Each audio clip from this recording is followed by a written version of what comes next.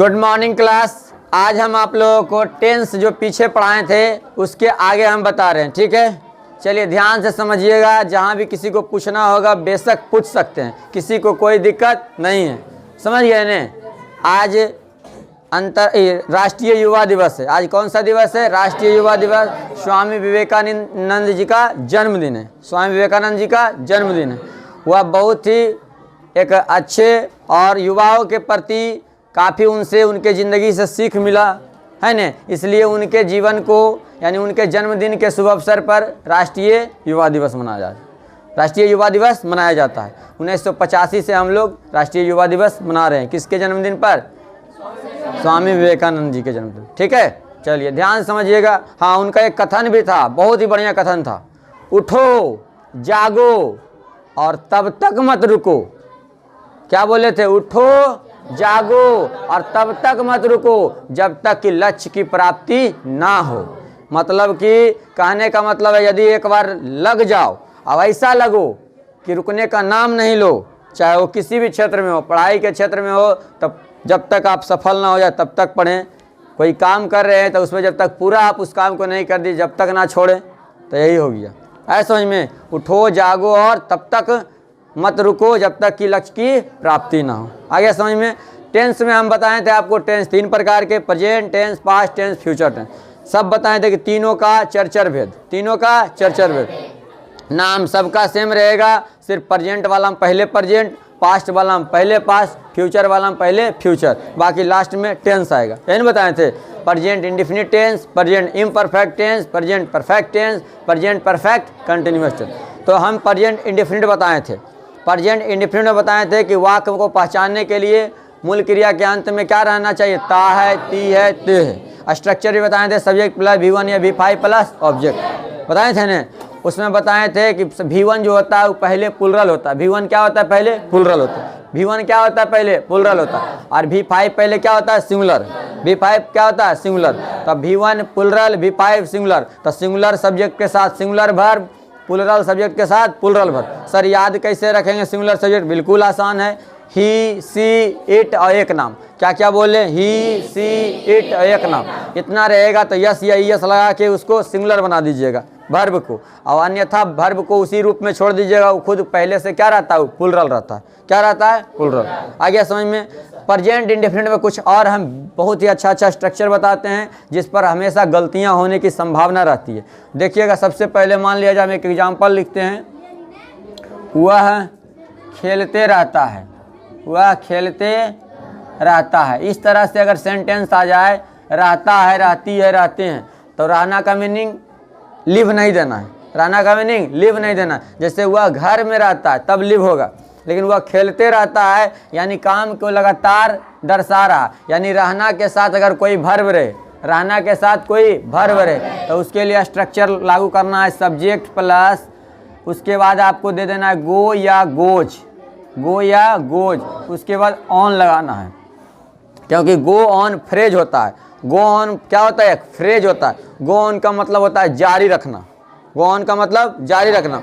उसको कह सकते हैं कैरी ऑन भी। क्या कह सकते हैं? Carry on. या फिर कह सकते हैं कीप ऑन। क्या कह सकते हैं? Keep on. या कह सकते हैं कंटिन्यू ऑन। क्या कह सकते हैं? कंटिन्यू। कंटिन्यू भी कह सकते हैं, कंटिन्यू ऑन नहीं, कंटिन्यू। क्या कह सकते हैं? कंटिन्यू। तो आप कीप लगा सकते हैं, कंटिन्यू लगा सकते हैं, गो ऑन लगा सकते हैं, और उसके बाद क्या बताएं? Carry on. क्या कह सकते हैं? कैरी। इस चारों में से किसी को आप इस्तेमाल इस सेंटेंस के लिए कर सकते हैं, इस सेंटेंस के लिए कर सकते हैं। तो सब्जेक्ट प्लस गो या गोज प्लस ऑन। लेकिन इसके बाद जो आने वाला वर्ब होगा कैसा होगा? बिफोर होगा। क्या होगा? बिफोर। उसके बाद जो भी होगा ऑब्जेक्ट के रूप में उसको डाल सकते हैं। अब देखिए सर कैसे बनेगा।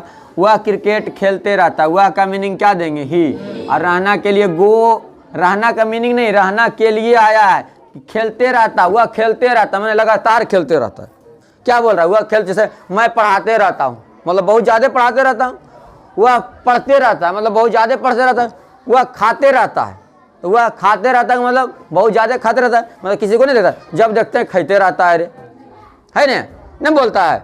जब देखते हैं लड़ते रहता है रे, ऐसा गाँव में सुनता होगा हमेशा घर में। इसको जब देखते हैं तब नहीं, लड़ते रहता है। तो लड़ते रहता है इसका मतलब लड़ते रहता है मतलब ज़्यादा लड़ता है। वह लड़ता है अलग चीज़ है, और वह लड़ते रहता है अलग चीज़ है। नहीं हुआ? लड़ते रहता है कब बोलेंगे? जब एक दो बार आओ देखे फिर गए। इसको जब ने तब देखते हैं लड़ते रहता है, जब ने तब देखते हैं इसको पढ़ते रहता है, ये पढ़े में तेज है, पढ़े में तेज हो जाएगा ना। तो इस स्थिति में क्या लगाएंगे? Go on. क्या लगाएंगे? Go on. अब गो लेगा कि गोज लेगा, यहाँ से फैसला देखो कौन करेगा? ही करेगा। क्या कौन करेगा? ही करेगा। क्या लगेगा यहाँ पर? गोज लगेगा। क्या लगेगा? गोज। अब बोलेगा सर गोज क्यों लगाएंगे? अभी तो प्रेजेंट इंडेफिनिट में पढ़े थे कि ही, सी, इट और एक नाम। क्या क्या बोले?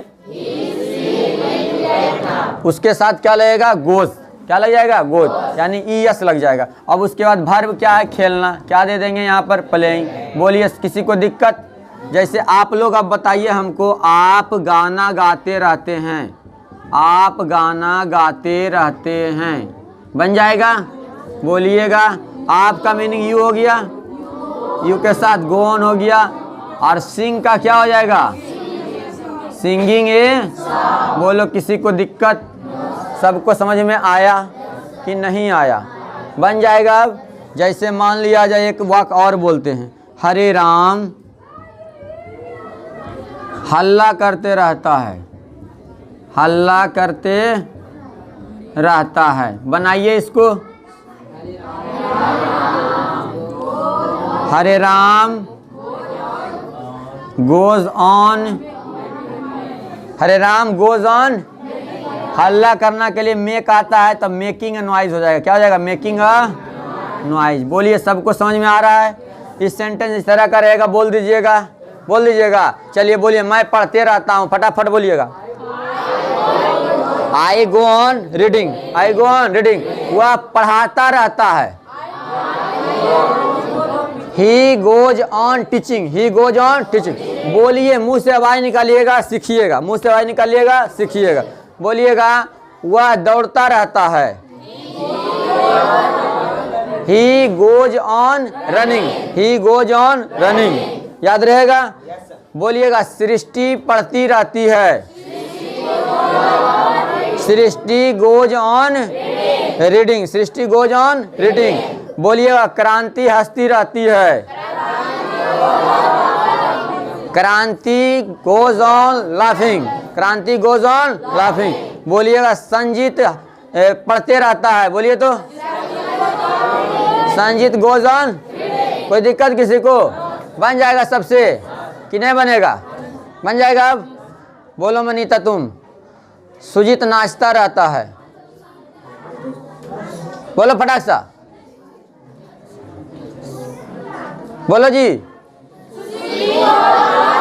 Sujit goes on dancing. Any problem? सबको समझ में आ गया? आ गया सबको समझ में? चलिए देखिए आगे। अब देखिए इस प्रकार का स्ट्रक्चर यहाँ पर। अब देखिए, अगर इसका निगेटिव करना है तो पूरा सब प्रेजेंट इंडेफिनिट में जैसे करते हैं वैसे करना है। जैसे नहीं रहेगा तब गोज नहीं लगाएंगे, फिर क्या लगाएंगे? डज नॉट लगाएंगे। क्या लगाएंगे? Does not. और उसके बाद क्या हो जाएगा? गो हो जाएगा। क्या हो जाएगा? गो हो जाएगा। जैसे देखिए एक वाक्य ले लेते हैं, मान लिया जाए हल्का वाक्य ले लेते हैं। जैसे पहले हल्के समझ, ऐसे तो जैसे इंडेफिनिट जो समझ गया उसके लिए कोई दिक्कत नहीं है। जैसे मैं नहीं पढ़ता रहता हूँ, या मैं नहीं पढ़ता रहता हूँ, यही लिख दिए। तो मैं का मीनिंग आई, आई के साथ डू नॉट, और उसके बाद गो ऑन। क्या हो जाएगा? Go on. पढ़ना का मीनिंग रीडिंग हो जाएगा यहाँ। बोलिए समझ में आया सबको? तो गो ऑन, गोज ऑन के बाद डू डज वाला जितना नियम है वो सब प्रेजेंट इंडेफिनिट में। सब कहाँ से? प्रेजेंट इंडेफिनिट, वहीं से सब फॉलो करेगा। क्वेश्चन वाला बनाना है क्या लगा के, कोई दिक्कत नहीं। क्या लगा के बनाना है तो वही करना है। डू को क्या करेंगे? आगे कर देंगे। क्यों रहेगा? इसके पहले वाई लगा देंगे। क्या लगा देंगे? किसी की दिक्कत? सबको ध्यान से रखना है, सबको ध्यान में समझना है, ठीक है? यदि फिर भी समझ में नहीं आएगा तो वीडियो अपलोड मिल जाएगा आप लोग को, है ना? घर में भी जाके एक दो बार देख लीजिएगा और भी अच्छा से समझ जाइएगा। कोई दिक्कत? समझ में आया? और आप लोग जो वीडियो को देख रहे हैं, यदि वीडियो अच्छी लगी तो निश्चित रूप से एक बार लाइक कर दीजिएगा। चलिए अगर आप लोग देखिए, अब यहाँ से समझिएगा आप लोग बढ़िया तरीके से। देखिए अभी स्ट्रक्चर लिखे थे, क्या लिखे थे? बोलिए पहला वाक्य क्या लिखे थे हम? वह खेलता रहता है, लिखे थे। वह खेलता रहता है। अब देखिए इस वाक्य को हम थोड़ा सा चेंज करते हैं। वह खेलता ही रहता है, वह खेलता किसी को कोई दिक्कत? कहाँ दिक्कत है? यहाँ पर ही आ गया। क्या आ गया जी? तब दिक्कत हो गया। अब वैसे नहीं बनेगा, जैसे आप पहले बना रहे थे वैसे नहीं बनेगा। अब देखिए कैसे बनेगा। सब्जेक्ट प्लस डू या does plus nothing but, do या does plus nothing but plus V1 plus object. कुछ समझ में आया? फिर से नहीं समझ में आया? फिर से यहाँ से फिर से देखो, बढ़िया समझ में आ जाएगा। जो ध्यान से समझेगा उसको जरूर समझ में आएगा। जो सोचेगा कि दूत हम तो घर में समझ जाएंगे, समझ गया ने? आए जो छोड़ देगा वो छुटले रह जाएगा। छोड़ना नहीं, अभी ये समझ लो। जितना फर्स्ट टाइम में दिमाग में घुसता है, सेकंड टाइम में काफ़ी दिक्कत होता है। सब्जेक्ट प्लस डू या does plus nothing but plus V1 plus object. तो यहाँ से समझिएगा बढ़िया से कि यहाँ पर था ही, तब देखो पूरा स्ट्रक्चर चेंज हो गया। ही नहीं रहता था तो गो और गोज पर बना लेते थे, गो या गोज ऑन पर बनाए थे, लेकिन नहीं, इसमें बनाएंगे डू या डज पर। इसका कहने का मतलब क्या हुआ? पढ़ता ही रहता है, कर मतलब पढ़ने के अलावा कोई काम नहीं करता, नहीं करता है। वह एगो है वह पढ़ता रहता है, कर मतलब पढ़ता रहता है, लेकिन वह पढ़ता ही रहता है, मतलब उसके अलावा कोई काम वो नहीं करता। यही ना हो गया। तो इसका बनाएंगे हम लोग ही, और ही सिंगुलर है तो डज नहीं लगेगा, तो ही डज नथिंग बट। आप पढ़ना का मीनिंग रीड, रीडिंग नहीं करेंगे इसमें। आया समझ में सबको? आप बताइए, आप लोग, आप घर जाते ही रहते हैं, आप घर जाते ही रहते हैं। You do nothing but, you do what, he does nothing but read. ठीक तो है? ओ यहाँ खेलना है, अच्छा खेलना है तो वर्ब चेंज कर दीजिए, प्ले कर दीजिए। अब ठीक है, चलिए यहाँ ही समझ में आया। You do nothing but go to home, go to home. बोलिए किसी की दिक्कत? समझ में आ गया सबको? इसमें क्या लगेगा? V1। क्या लगेगा? और इसके पहले वाला सेंटेंस में V4 क्या लगेगा? सिर्फ ही लगा है तो पूरा चेंज हो गया है, नहीं चेंज हो गया है। जैसे एक और आप लोग बनाइए, मैं पढ़ाता ही रहता हूँ, मैं पढ़ाता ही रहता हूँ, बन जाएगा। I do nothing but teach नहीं हो जाएगा कि टीचिंग होगा? टीच होगा। क्या होगा? टीच। बोलिए इस प्रकार का सेंटेंस क्लियर बन जाएगा। ऐसा सेंटेंस रहेगा तो बन जाएगा ने? चलिए एक सेंटेंस आप लोग बोलिए, वह खाती रहती है,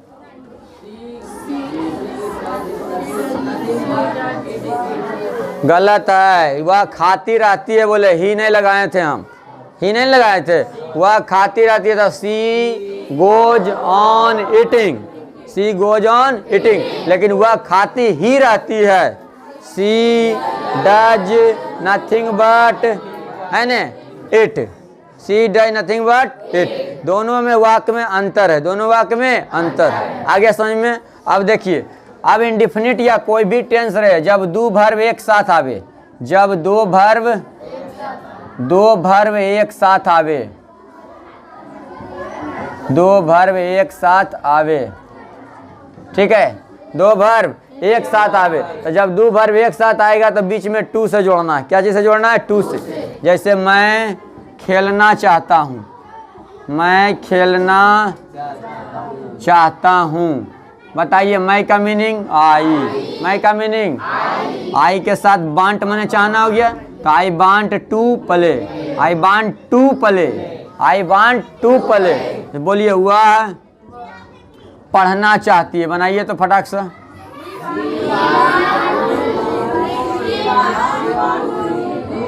शी वांट्स टू, बोलिए किसी की दिक्कत? She wants to read. आप बताइए, रानी गाना चाहती है, रानी बांट की बांट्स होगा, बांट्स नहीं होगा, तो रानी बांट्स। खुशी यहाँ ध्यान दो, रानी बांट्स टू सिंग ए सॉन्ग। बोलो किसी को दिक्कत? निश्चित रूप से समझ में आएगा। जब डू वर्ब रहेगा तो क्या लगाना है? टू लगाना है। क्या लगाना है? टू। कोई भी वर्ब रहे, जरूरी नहीं कि चाहने रहेगा। मैं खेलने की कोशिश करता हूँ, तो कोशिश करना भी एगो वर्ब हो गया, खेलना भी हो गया, नहीं हो गया? आगे समझ में? तो डू वर्ब जब भी रहेगा तो क्या लगाना है? टू लगाना है। क्या लगाना है? टू लगाना है। याद रहेगा? चलिए नोट कर लीजिए।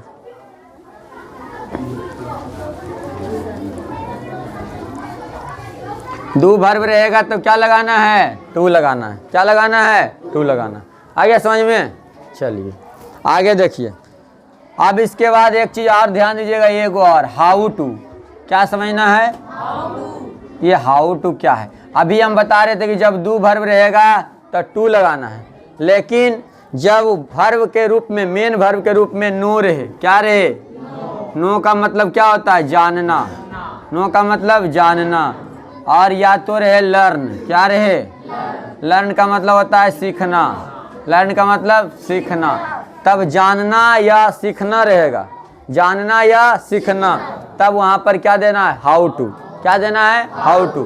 जानना या सीखना रहेगा तो क्या देना है? How to. क्या देना है? How to. जैसे मान लिया जाए, एग्जाम्पल लिखते हुआ पढ़ना जानती है, वह पढ़ना जानती है। मैं खाना बनाना सीखता हूँ, मैं खाना बनाना सीखता हूँ। देखिए बढ़िया से समझिए। रानी अंग्रेजी बोलना जानती है, रानी अंग्रेजी बोलना जानती है। तो जब जानना रहेगा या सीखना रहेगा, तब उसके बाद जब वर्ब लगाएंगे तो सिर्फ टू नहीं लगाएंगे, हाउ टू लगाएंगे। क्या लगाएंगे? How to. सिर्फ टू नहीं लगा के क्या लगाएंगे? How to. क्या लगाएंगे? एकदम रट लीजिए। जानना और सीखना। नो मतलब जानना, नो मतलब जानना, नो मतलब जानना, लर्न मतलब सीखना, लर्न मतलब सीखना। तो ये दोनों वर्ब आ गया। तो अगला उसके बाद जो वर्ब आएगा तो सिर्फ टू नहीं लेगा, क्या लेगा? How to. क्या लेगा? How to. याद रहेगा? हरे राम, ध्यान है ने? चलिए बढ़िया समझिए। जैसे अब देखिए, वह का मीनिंग क्या हो गया? सी हो जाएगा। सी। जानना का मीनिंग बोलिए, सही लिखे हैं? सही है। क्या लगेगा? क्योंकि थर्ड पर्सन का सिंगुलर नंबर, तो क्या सी के साथ क्या लग गया? नोज। क्या लग गया? नोज। अब समझ में आ गया। अब इसके बाद पढ़ना वर्ब है। पढ़ना क्या है? तब पढ़ना वर्ब है तो क्या लगेगा? टू नहीं लगेगा, टू नहीं लगेगा। क्या लगेगा? How to. और उसके बाद रीड, हाउ टू रीड। तो she knows how to read. उसके बाद देखिए, मैं खाना बनाना सीखता हूँ। मैं का मीनिंग आई। आई के साथ लर्न, आई के साथ लर्न। लर्न में यस नहीं लगेगा, लर्न में यस नहीं लगेगा, क्योंकि अगर यस लगाना है तो ही, सी, इट और एक नाम होना चाहिए। क्या क्या होना चाहिए? ही, सी, इट और एक नाम। ठीक है? तो आई लर्न। उसके बाद आने वाला वर्ब है बनाना, तो क्या देना है? How to. क्या देना है? How to. अब खाना बनाना के लिए क्या होता है? Cook food. क्या होता है? Cook food. तो यहाँ पर हो जाएगा I learn how to cook food. सबको समझ में आया? चलिए अगला देखिए, रानी। नो में यस लगेगा, नोज हो जाएगा। अब नो में यस लगा, नोज हो गया। लेकिन अगला बोलना वर्ब है। क्या है वर्ब? बोलना। तो Rani knows how to speak English. क्या हो जाएगा? Speak English. बोलिए किसी को दिक्कत? सबको समझ में आया? समझ में आया सबको? तो Rani knows how to speak English. तो इस तरह से अगर वर्ब के रूप में जानना दिखे या सीखना दिखे, तब क्या लगाना है? How to. क्या लगाना है? How to. जैसे अगर ऐसे वाक रह जाए, थोड़ा सा और समझिए। जैसे एक छोटा सा वाक देते हैं, मैं तुम्हें जानता हूँ, मैं तुम्हें जानता हूँ। तो मैं का मीनिंग क्या होगा? आई, आई के साथ नो, उसके बाद हाउ टू, उसके बाद यू। होगा ने? गलत हो जाएगा। क्या हो जाएगा? बल्कि कैसे गलत हो जाएगा? अरे हम क्या बताएं थे? जानना के बाद कोई वर्ब रहे। तुम्हें वर्ब है?